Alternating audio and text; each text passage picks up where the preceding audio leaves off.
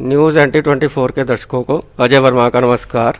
आज हम अमृतसर में एक मशहूर एनजीओ के अध्यक्ष से मिलने जा रहे हैं जिनका नाम है डॉक्टर रोहन मेहरा। सबसे पहले ये बता दें कि डॉक्टर रोहन मेहरा पिछले काफ़ी समय से बेजुबान जानवरों की सेवा कर रहे हैं और उनकी आने वाली हर मुश्किल का वो हल कर रहे हैं। तो हम इस बारे में डॉक्टर रोहन के विचार जानेंगे और उनसे कुछ सवाल पूछेंगे। डॉक्टर रोहन मेहरा, सबसे पहले तो आपका स्वागत है हमारे प्रोग्राम में। Thank you. आप ये बताइए कि जो ये आपने एनजीओ बनाई है anti crime and animal protection, इसको आपने कब एक्टिवेट किया था और इसके पीछे आपकी प्रेरणा या आपकी सोच क्या थी? सर, सबसे पहले मैं आपको बताना चाहूँगा कि 2015 में मैं ये एनजीओ का गठन किया था और एंटी क्राइम एनिमल प्रोटेक्शन इसका नाम रखा गया, जो कि ह्यूमन और एनिमल राइट्स के लिए फ़ाइट करेगा। बट बेसिकली जो है कि जब मैंने देखा कि समाज में जानवरों के प्रति लोग बहुत ही ज़्यादा क्रूरता बरतते हैं, तो उसकी वजह से हमने जो एनिमल राइट्स के लिए ज़्यादा काम शुरू किया और उनका ट्रीटमेंट, चाहे एक्सीडेंट हो जाए किसी जानवर का, उसको रेस्क्यू करना या फर्स्ट एड देना, तो वो हमने उसके साथ स्टार्ट कर दिए। तो डॉक्टर साहब, इसके बाद जो ये आप काम कर रहे हैं, जो इनको मेडिकल एड्स आती है, जो एनिमल्स को चोट लगती है या जो बीमार होते हैं, तो जो इनके लिए मेडिसिन होती हैं या और दूसरी चीज़ें होती हैं, वो आपको किसी जगह से आती हैं या ये सब कुछ आप अपनी पॉकेट से कर रहे हैं या कोई सरकार करी है? इसके बारे में बताइए। सर, सरकार से तो हमें अभी तक कोई भी सहायता नहीं मिली। 2015 से हमने ये शुरू किया था काम और 2021 आ गया। तो मैं बताना चाहूँगा कि ये जो संस्था के हमारे मेंबर हैं, हम आपस में कंट्रीब्यूट करते हैं और आपस की कंट्रीब्यूशन से ही हम मेडिसिन लेके आते हैं और जितना भी रेस्क्यू का खर्चा होता है वो हम खुद ही उठा रहे हैं। इस समय आपकी संस्था में टोटल कितने मेंबर्स हैं जो आपके साथ एक्टिव हैं? हमारे पूरे अमृतसर की बात करें तो 2503 हज़ार मेंबर जो हमारे साथ जुड़ चुका हुआ है। और वैसे बेसिकली पूरे इंडिया में हमारा नेटवर्क जो है क्रिएट हो रहा है। जैसे तेलंगाना, महाराष्ट्र, राजस्थान, दिल्ली जैसे शहरों में हमें कॉल्स आ रही हैं और लोग जुड़ रहे हैं हमारे साथ। एक चीज़ और देखने को मिल रही है डॉक्टर साहब, इस समय जो सिटीज़ के अंदर बात करें, अमृतसर में जो हैवी रोड्स है जहाँ पे ट्रैफिक बहुत ज़्यादा रहती है, या हम बाईपास की बात करें, तो बहुत से एक्सीडेंट्स हो रहे हैं इन बेजुबान जानवरों की वजह से। कई जगह पे तो ये डेयरी मालिकों द्वारा छोड़ दिए जाते हैं, कई जगह पे ये आवारा होते हैं। तो उनसे क्या होता है, तो इनको तो चोट आती है, लेकिन जो व्हीकल सवार है उनके नुकसान हो रहे हैं, गाड़ियाँ डैमेज हो रही हैं या कई बार उनको भी गंभीर चोटें आती हैं। तो इनको कंट्रोल करने के लिए क्या एक्शन प्लान है या अब तक इस पर क्या किया है?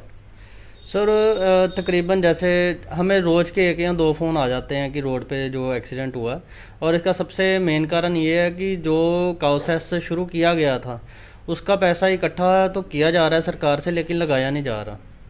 अगर सरकार जो है काउसेस का पूरा पैसा सही जगह पे इस्तेमाल करे तो ये सड़क पे एक भी गाय आपको नज़र ना आए। तो मैं कहूँगा नाकामी है ये सरकार की, चाहे वो पंजाब सरकार है चाहे सेंट्रल गवर्नमेंट है। और जितने भी पॉलिटिशियंस हैं उनको इसकी तरफ ध्यान देना चाहिए कि ये शहर का मेन मुद्दा है, क्योंकि डेली एक्सीडेंट होते हैं जिससे जानवर की जान तो जाती है बट पब्लिक इससे बहुत परेशान है। तो आपको नहीं लगता कि आपको, अगर राज्य सरकार आपको सपोर्ट नहीं कर रही, तो आपको सेंट्रल गवर्नमेंट्स में या इसको किसी और तरीके से हाईलाइट करना चाहिए? क्योंकि ये तो सिलसिला इस तरह से रुक नहीं रहे। आप तो पूरी एफर्ट्स कर रहे हैं, लेकिन इसको ऊपर हाईलाइट करने का फिर आगे आपने आगे कुछ सोचा, कैसे करेंगे आप? सर, मेरी बीजेपी के कुछ मंत्रियों से भी बात हो चुकी है, लेकिन मैं यही कहूँगा कि उस काउसेस के घपले में सारे मिले हुए हैं और कोई भी उसमें इंटरेस्टेड नहीं है। बीजेपी का अगर बात करें तो गाय माता हिंदू धर्म को वो काफ़ी प्रमोट करती है बीजेपी। तो मैं जो भी बोलता हूँ तो आपके कैमरे के सामने वो सच बोल रहा हूँ कि यहाँ पे जितने चाहे पॉलिटिशियन, चाहे वो कांग्रेस का है चाहे बीजेपी का है, तो कोई भी इसमें इंटरेस्टेड नहीं है, क्योंकि उनका अपना कह सकते हैं कि काउसा से वो पर्सनल प्रॉफिट ले रहे हैं, अपनी कोठियाँ खड़ी कर रहे हैं या फिर अपने पर्सनल यूज़ के लिए वो काउसा जो है इकट्ठा हो रहा है। और लोग बागी क्यों होते हैं, संस्था क्यों बनती है? संस्था इसीलिए बनती है क्योंकि जब सरकार किसी चीज़ की तरफ ध्यान नहीं देती तो किसी ना किसी को ऊपर आना पड़ता है उस चीज़ को। और मैं कह सकता हूँ, मैं तो अभी तक तो सभी सरकारों के खिलाफ ही हूँ, क्योंकि जब तक जानवरों के प्रति ये सरकारें अपना सही स्पष्टीकरण नहीं देती, पूरा उनकी तरफ ध्यान नहीं देती, तो तब तक हमारे जितने मेंबर हैं, हमने लास्ट टाइम ही बाइकआउट किया था, वोटिंग नहीं की थी, तो अभी भी हम कहेंगे कि हम वोट दोबारा से नहीं करेंगे 2022 में। अब सर आपकी संस्था का जैसे नाम है anti crime and animal protections, अब एनिमल प्रोटेक्शंस तो हो गया, तो क्राइम के ऊपर क्या, मतलब क्राइम आपसे छूट रहा है या क्राइम के ऊपर कुछ अवेयरनेस नहीं? अगर क्राइम तो बढ़ रहा है सिटीज के अंदर, तो उसके ऊपर एनजीओ के क्या प्लान? सर बेसिकली जो भी हमारे पास केस आता है, पब्लिक में से कोई भी केस आता है, लास्ट टाइम हमारे पास कुछ केस ऐसे आए थे जो बहुत हाईलाइट हुए थे। जैसे किसी लड़की को बांध के रखा था 1 महीने से उसके पेरेंट्स ने घर पे, तो हमने छुड़वाया था। जो भी केस आता हम करते हैं। बाकी जो क्राइम की जो डीलिंग है, बेसिकली वो डीसीपी जो लॉ एंड ऑर्डर अमृतसर के हैं वो देख रहे हैं। उन जो हमारे पास केस आता है हम उनके साथ डिस्कस करके उसकी कोशिश करते हैं सॉल्व करने की। पुलिस के जो आला अधिकारी हैं तो आपको इस मसले पर पूरी सपोर्ट करते हैं, या कभी आपको भी कोई दिक्कतें या कुछ ऐसी चीजें आगे सामने आती हैं? देखो, ये जो दिक्कत है ना वो छोटे पैमाने पे आती है। जैसे कई बार एसएचओ या फिर एएसआई कई बार कोई मेंबर जाता तो उसको नहीं समझ पाते, क्योंकि कुछ धाराएं ऐसी होती हैं, ज़्यादा पढ़े लिखे नहीं होते, उनको पता ही नहीं होता कि धारा कौन सी लगती। फिर डीए लीगल की वो आगे करते, क्योंकि जो पीछे भर्तियां हुई हैं पंजाब पुलिस में, मेरे को नहीं लगता कि वो इतने एजुकेटेड हैं कि उनको लॉज का इतना पता है। तो वो हम जो भी कार्रवाई करवाते हैं, सीनियर चाहे सीपी साहब हैं अमृतसर के, तो उनसे, या फिर डीसीपी लॉ एंड ऑर्डर है, उनसे करवाते हैं।